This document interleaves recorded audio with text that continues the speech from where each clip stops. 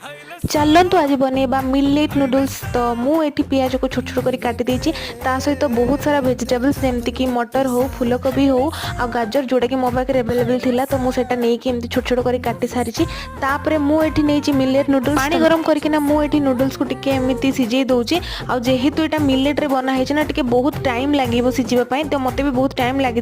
तापर मुझे गोटे पैन रे एमती छोट छोट करके पियाज पकई देछि सहित जितकी भी पनीपरिया काटिक रखी सब पकईके भाजी देछि लुण हल्दी पकईकिना आ किछि मसाला मुझे यूज करनी तो जेहेतु पूरा भेज हो जाऊँगी से भल लगी ना बोले मुझे अंडा भी पकई देछि एमती तो सबू जगह एमती अंडा पकई सारा घाटी देला मु नूडल्स को पकई देती आ जेहेतु नूडल्स बनाऊँ सस तो पकड़ा निहाती पड़ो तो मुझे पकई सिजवान सस सहित टमाटो सस तो मोर बनी जाइए नूडल्स तो मुझे लास्ट को स्प्रिंग अनियन टी काटिकी पकई दूसरी मिलेट नूडल्स बहुत टेस्टी बनी आपण मैंने निश्चय थे घर ट्राए करूँ वीडियो भल लगी लाइक शेयर एंड सब्सक्राइब करूँ थैंक यू।